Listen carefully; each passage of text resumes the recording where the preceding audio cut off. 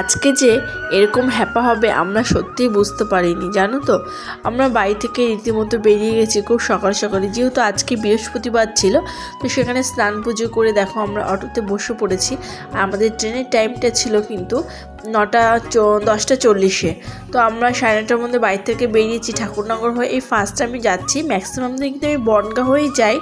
যখনই যাই বাপের বাড়ি আসি ফুলিয়াতে, তখনই কিন্তু আমি বনগাঁ হয়ে আসি এক ট্রেন। আর আজকে ঠাকুরনগর হয়ে এসেছি একটু আগে আগেই। তো দেখো এখানে আমরা ঠাকুরনগর এসেছি আর প্ল্যাটফর্মে চলে এসেছি। আর যেহেতু খুব ভিড় ছিল প্ল্যাটফর্মে অতটা না, তো আমি টিকিট কেটে নিলাম। আর এখানে আমরা পরিবারের সবাই মিলে আছি। আর এখানে দেখো এখানে দাঁড়িয়ে আছে আমার হাজব্যান্ড, আমি, আমার 2 ছেলে। তো সবাই মিলে এখানে কেনাকাটা করে মানে এতটাই খিদে পেয়ে গেছে যে এসে তো আমরা স্টেশনে না আজকে একটু ইউনিক খাবার খেয়েছি। যে রোজ তো বাড়িতে খাই, আজকে একটু বাড়িতে টিফিন খাবো না, আজকে বাইরে টিফিন করব। তো রীতিমতো এখানে আমি জ্বলন্ত সিঁড়িতেও ছিল পাশে দেখছিলাম। তো এখানে আমি রীতিমতো কী কী খেয়েছি দেখো, পাউরুটি আর ঘুগনি খেয়েছি আজকে। আর ছেলেরা বললো যে না আমরা লুচি আর তরকারি খাবো। তো ওরা লুচি আর তরকারি খেয়েছে, আমার হাজব্যান্ড আর আমার ছেলে। আর এখানে কিন্তু আমরা একটু বিট লবণ আর জোয়ানের সাথে ক্যারি করেছিলাম, একটু খেয়েও নিলাম যেহেতু বাইরের খাবার খেয়েছি। তো এখানে খাওয়া দাওয়া হয়ে গেছে। আর আমাদের ট্রেনও রীতিমতো এক্ষুনি আসবে। আর প্ল্যাটফর্মে না আজকে ভীষণ ভিড় ছিল, চারিদিকে কিন্তু ভীষণ ট্রেন লেট ছিল, চারিদিকে সব জায়গাতে ট্রেন লেট। তো আমরা দেখো দাঁড়িয়ে আছি আর এখানে ছেলেরা সবাই মিলে প্ল্যাটফর্মে দাঁড়িয়ে। আর এখানে এতটাই ভিড় ছিল যে আমরা কি করেছি জানো তো, একটা স্টেশনে উঠেছি বনগাঁতে ডাইরেক্ট আসে সেই ট্রেনটা, যেটা বনগাঁ থেকে আমরা আসি। আর এখানে ট্রেনের মধ্যে উঠে আমি একটু ভিক্ষা চাচ্ছিল, মানে অন্ধউনি। তো যখনই যাতায়াত করি এই লোকটা দেখি বক্স বাজিয়ে গান করে আর ট্রেনের মধ্যে দিয়ে আসে। তো আমি এই জন্য ট্রেনের মধ্যে দিয়েই মানে উঠে আর কি ওনাকে ভিক্ষাটাও দিয়ে দিলাম। আর আমি ট্রেনে উঠে পড়লাম, ট্রেনটা ভীষণ ফাঁকাও ছিল। কিন্তু জানো তো কি হলো, লাস্টে দেখো আমরা রানাঘাটে এসেছি, এসে বনগাঁ লোকাল যে ট্রেনটা ছিল সেই ট্রেনটা না ডিরেকশন চেঞ্জ করেছে, মাইকে অ্যানাউন্স করেছে। আমরা অতটা খেয়াল করিনি, ভেবেছি এই ট্রেনটা সোজা শান্তিপুর ফুলিয়াতেই আসবে। কিন্তু এতটাই আমরা মানে ব্যাড লাক হলো যে আমরা ওই ট্রেনে বসে আছি, ওই ট্রেনটা আবার পুনরাতেই ফিরে যাচ্ছে বনগাঁ। তখনই যেই বুঝতে পারলাম আমার ট্রেনের ভেতরে আমরা কিন্তু এক স্টেশন আরও পিছিয়ে পড়লাম। আবার পুনরায় সেখানে ওয়েট করার পরে কিন্তু আবারও আমরা আর একটা ট্রেন ধরে আমরা রানাঘাটে এলাম। আর সেখান থেকে রানাঘাটে আসার পরে দেখো আবার ট্রেনে বসে পড়লাম।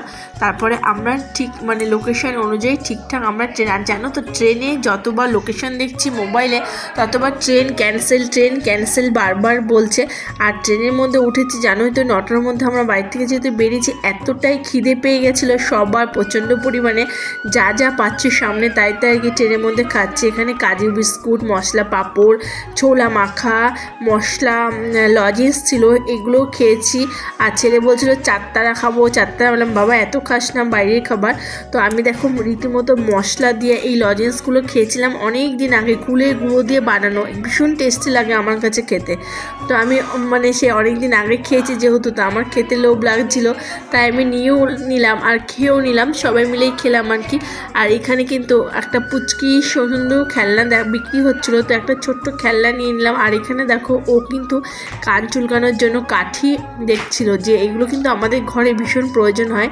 তা ছোট না বড়, শক্ত কাঠি না মোটা কাঠি, মানে এগুলো দেখা দেখি চলছিল আর কি। ট্রেনের মধ্যে অনেকটাই ফাঁকা ছিল যেহেতু, তো আমরা কেনাকাটা করছিলাম। আর সবই কিন্তু খেয়েছি, কোনো কিছু ট্রেনে উঠেছে যা বাদ দিইনি। আর কিছু কমলালেবু ক্যারি করে নিলাম, যেহেতু কমলালেবু খেতে সবাই আমরা ভালোবাসি। তো আমরা এখান থেকে ট্রেন থেকে কিছু কমলালেবু কিনে নিলাম আর দেখলাম যে লেবুগুলো ঠিকঠাক আছে কিনা। তো ওরা 8টা লেবু 50 টাকা করে দিয়েছিল। যাই হোক ট্রেনের মধ্যে বেশ উঠেও পড়েছি আর অনেকটাই দেখো জার্নি। আর এখানে না একটা পুচকি খুব সুন্দর 20 টাকা করে 30 টাকা করে নিল হেলিকপ্টার ট্রেন। যেহেতু আমার ভাইয়ের একটা দাদার একটা বাচ্চা আছে, ভাইপো আছে আর কি ছোট্ট, তো ওর জন্য ভাবলাম যে ট্রেন হেলিকপ্টারটা কিনে দিচ্ছ, বেশি দাম না, 30 টাকার মতো নিয়েছে, প্লাস্টিকের খেলনা। যাই হোক ওইটা পেলে ও অনেক হ্যাপি হবে। আর স্টেশনটা পুরো ফাঁকা, আমরা যে বললাম না ভুল করে চলে এসেছিলাম মানে ট্রেনটা লোকেশন চেঞ্জ করেছে, আমরা খেয়াল করিনি। তো আমরা পুনরায় দেখো এত ক্লান্ত হয়ে গেছি, আর কিছু ভালো লাগছে না, অনেকটাই বেলা হয়ে গেছে, প্রায় 2:30 বেজে গেছে, কিন্তু আমরা তখনও পৌঁছতে পারিনি। আর সবাই বলছে আজকে প্রত্যেকটা ট্রেন লেট আর ডিরেকশন চেঞ্জ হচ্ছে, সবসময় এরকমভাবে। আর সবাই কিন্তু আমাদের মতো না, অনেকেই ওয়েট করছে স্টেশনে, অনেককেই ওয়েট করছে। আর মানে কি হলো যেটা এই প্রথম আমার সাথে লাইফে ফার্স্ট এরকম হয়েছে যে আমরা ট্রেনে ডিরেকশন চেঞ্জ করে ফেলেছে বনগাঁতে গিয়ে, যে ট্রেনটা আর যাবে না, পুনরায় বনগাঁই ফিরে আসছিল, মানে যে পথে এসছে ফিরে সেই পথে আবার ফিরে যাচ্ছি। তো এইভাবে যেতে যেতে দেখো অনেকটা রাস্তা পেরিয়ে গেলাম আমরা। আর এখানে কিন্তু খুব নির্ঝুম ছিল স্টেশনটা, কিন্তু প্রচুর লোক ছিল আর এত ভিড় ছিল। তো আমরা অবশেষে বাড়িতে ফিরে আসছি টোটোতে, আমাদের মেন গন্তব্যস্থলে পৌঁছেও গেছি আর টোটোতে উঠেও পড়েছি। আর এতটাই ক্লান্ত, এতটাই খিদে পেয়ে গেছে যে ভাতের খিদে, অন্য কিছু খিদেতে কিন্তু আমাদের হচ্ছিল না। তো যাই হোক, তাড়াতাড়ি করে আমরা টোটোতে উঠে পড়লাম। আর এখান দিয়ে দেখছো আমি মানে অনেক পুরনো স্মৃতি মনে পড়ছে। এখানে গার্লস স্কুলটা দেখছো, এই স্কুলে আমি পড়াশোনা করতাম, এই যে চারিদিকে পাঁচিল দিয়ে ঘেরা হাই স্কুল, গার্লস স্কুল এটা। এখানে আমি এইচএস পর্যন্ত পড়াশোনা করেছি, প্রথম একদম ক্লাস 5 থেকে। তো যাই হোক, আমরা পৌঁছে গেছি। আর ভালোও লাগছিল না, মানে এতটা জার্নি হয়ে গেছিলো, যেহেতু অনেকটা সময় নষ্ট হয়ে গেছে। তো আস্তে আস্তে ধীরে ধীরে দেখো আমি আমার বাড়িতেও চলে আসবো। আর এখান থেকে একটু মিষ্টি নিয়ে নিলাম, যেহেতু আসছে বাপের বাড়িতে, আসলে মানুষ অনেকদিন বাদেই আসলে মিষ্টি না নিয়ে একটু কেমনও লাগে। তো এখান থেকে দোকান থেকে আমি মিষ্টিও নিয়ে নিলাম। আর ছিল অসাধারণ কিন্তু এখানকার মিষ্টিগুলো, নরেনগুলের রসগোল্লা ছিল। তো রসগোল্লাটা নিয়ে আমি সোজা রীতিমতো উঠেও পড়লাম টোটোতে। আর এখানে কিন্তু দেখো আমাদের যেন রাস্তাটাতে এত স্পিডে টোটো চালিয়েছে, তবুও ঠান্ডা লাগছে না, যেহেতু একটা টেনশন আছে। আমাদের বাড়ি কিন্তু চলে এসেছি, এই যে পুরো সামনে গেটটা লক ছিল বলে ভেতর দিয়ে ঢুকে গেছি সিঁড়িঘর দিয়ে। তো এখনও আবারও